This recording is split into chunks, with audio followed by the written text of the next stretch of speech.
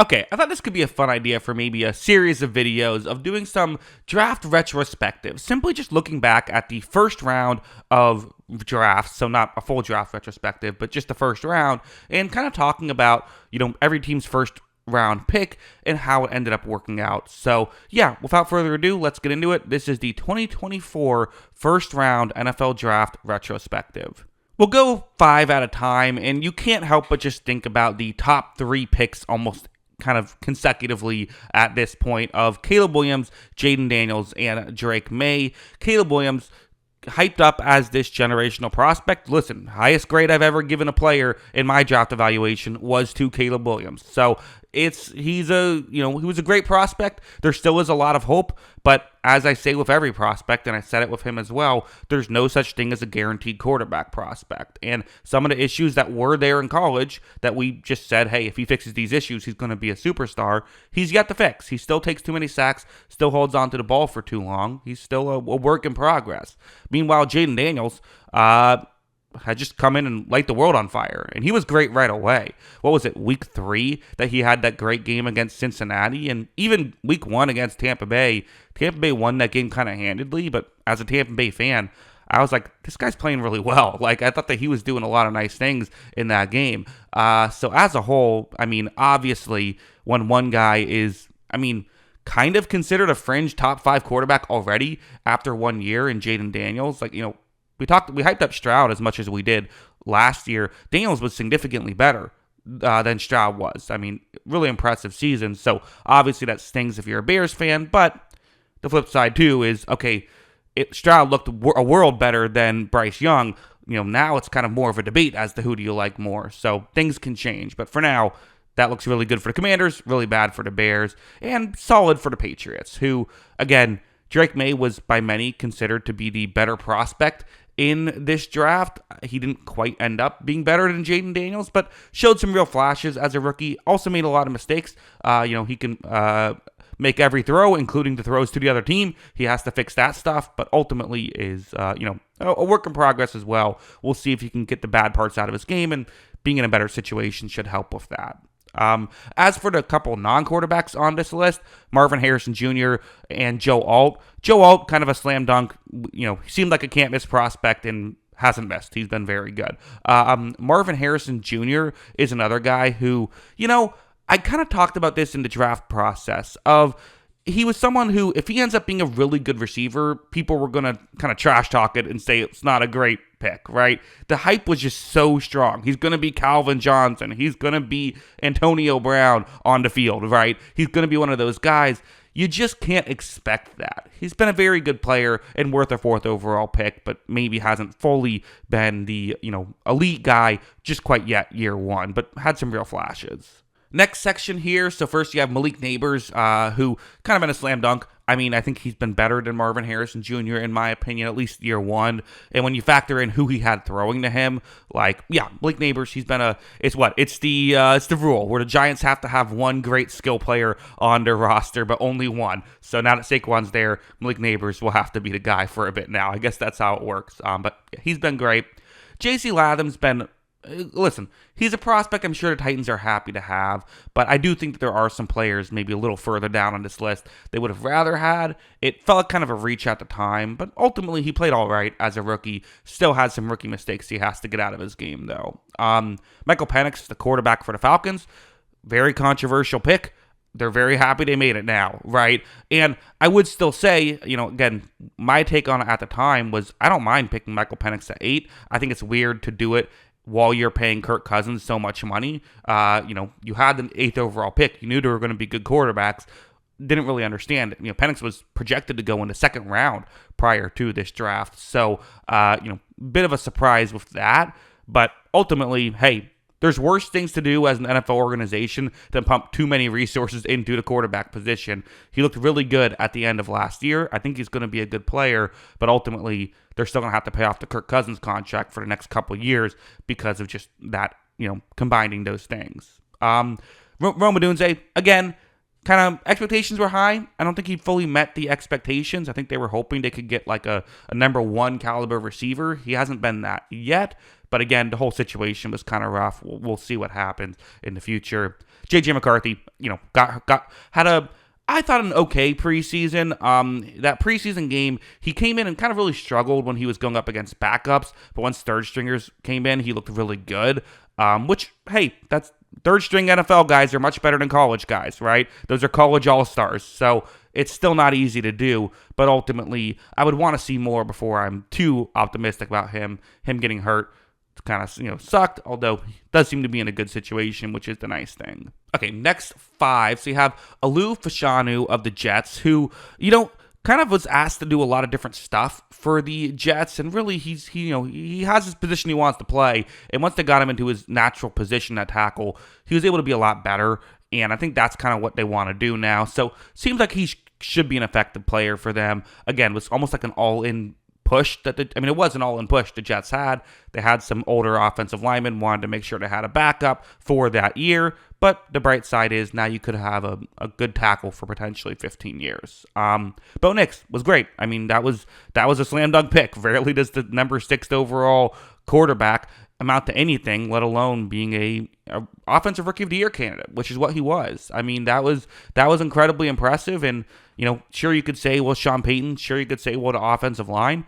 Not like he was throwing to Calvin Johnson and Randy Moss out there, right? He was making some throws as well. So got to give him some credit.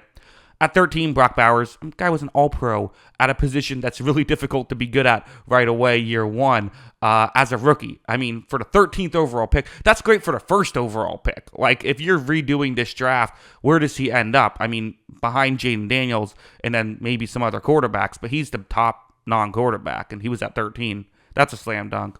Talise Fuaga, I thought was effective player for the New Orleans Saints. Le'Veon Latu then at 15, who I thought that, in college, he was kind of an analytic starling who didn't get a ton of sacks. In the NFL, he's an analytic starling who doesn't get a ton of sacks. Hopefully for the Colts, that finally turns into some sacks in the future.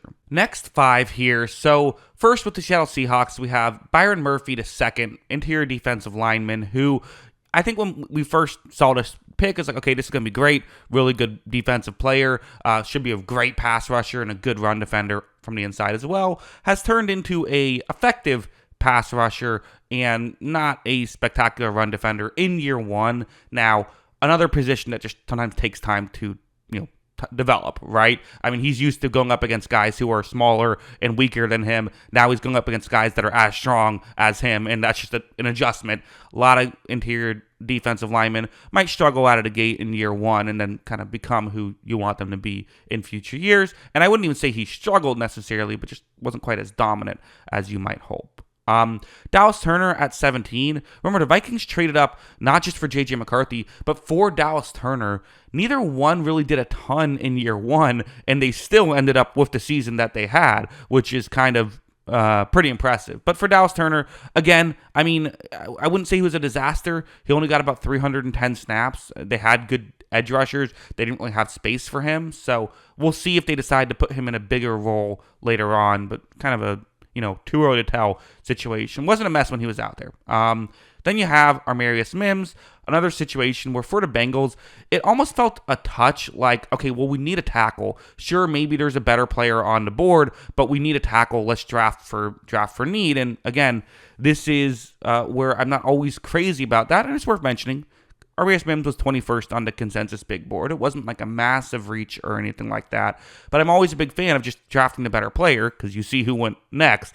Armarius Mims wasn't spectacular as a rookie, in my opinion. Still plenty of time to, of course, goes without saying for everybody, plenty of time to grow and get better. But next on the list was Jared Verse, who was just a superstar for the Rams. He was fantastic and looks like he could be franchise edge rusher for the next 10 years for that team.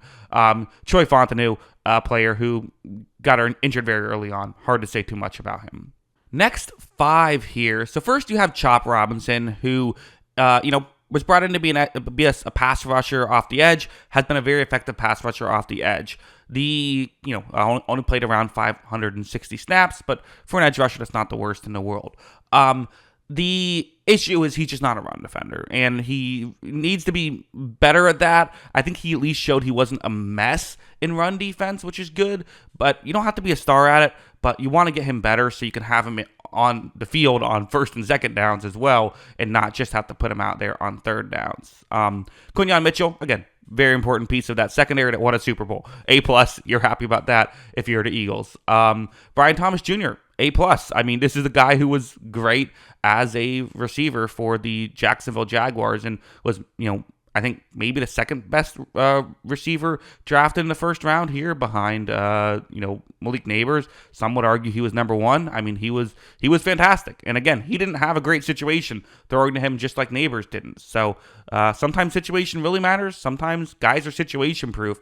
And maybe he's situation proof. We'll see. Terron Arnold, I thought was effective at times, showed flashes. Really needs to stop committing so many penalties. I mean, that's just an issue that he has. And if he doesn't figure that out, I mean, listen, the teams will replace you for that. That's something you have to figure out. So good. There's some flashes there, but this was not a slam dunk in year one. But they also pumped a lot of resources into the secondary, so they didn't need him to be a slam dunk necessarily. Jordan Morgan for the Packers, really weird where he gets injured very early on into the year. Didn't look great when he was out there, and now they've sign another guards. I don't think they're going to replace him, but kind of a weird situation going on with the Packers with Jordan Morgan. I don't know what to make of that. Next 5, you have first Tampa Bay, Graham Barton, who I like Graham Barton when I saw him out there. I thought he was an effective player for them. Maybe not a superstar, and a lot of times in the first round, you can still get like almost star-level centers at this spot. That's not really what they got with Barton, but he's been an effective player. It is part of why you've seen that team look better in the running game is him and Bucky Irving, like adding those two guys, I think really does help. So, yeah, he's been an effective player. The snap issues are a real thing. That's a bad issue to have, and it arguably cost them a playoff game with a couple of bad snaps. One turning into a fumble, another on a 3rd down and 1 that caused them to lose a few yards and settle for a field goal instead of going up late. So those are bad plays, but ultimately he's a good player. So it sucks that he made bad plays in the worst spot. And the fumble one might not have been his fault. We still don't know. But anyway, number 27, the Arizona Cardinals selected Darius Robinson, a player who has been not great in his rookie year. I mean, only played in 184 snaps, did not look very good in them, and he didn't get a lot of playing time because he wasn't looking very good. So on a defensive line that isn't exactly filled with stars, he really struggled in that situation. Again, position that can get better over time. We might just have to wait and see with him. You didn't have Xavier Worthy, who, is interesting. I think there are some people who are kind of acting like he's like a star level player because he did have a great postseason. And hey, if you have a great postseason, that's what matters most. You'll take that. The Super Bowl, he had over 100 yards. That also is the only game in his career he's had over 100 yards. So he has not necessarily been an elite receiver year one, but he's been a really effective player and a really nice piece for that offense. So for a pick number 28, it's definitely a slam dunk for that Werder drafting right there. Still a really good player. I do think perhaps some people have overrated him a little bit, but I still think he's very good. So you're still happy about that pick if you're a Chiefs fan, of course. Then you have Tyler Guyton at pick 29 with the Dallas Cowboys, who, no getting around it. Didn't have a great rookie year. We'll see what happens there. But again, hard to find tackles at this point in the draft that are going to be effective. Nate Wiggins for the Ravens has been very good. Ravens, if they draft a corner, it's going to be good, right? That's just kind of how they operate. And then finally, 2 receivers at picks 31 and picks 32. Ricky Pearsall at pick 31, who has been, I think it wasn't great on the field, but also like it kind of gets the excuse of all excuse of he literally got shot like right before the season started and had to recover from that. Did show some flashes in certain moments, and so we'll see that now that they don't have Deebo Samuel, I think he'll get a bigger role, and we'll, with a full training camp and everything, we'll see how he goes. Xavier Legette, again, had flashes as a rookie, but ultimately, I think you wanted more when they drafted him with pick 32. I think they were expecting for a little bit more. Didn't fully get it. So, yeah, that is the retrospective of the first round. Let me know in the comments below. What do you agree with? What do you disagree with? Always love hearing from you. And of course, as always, thanks for watching.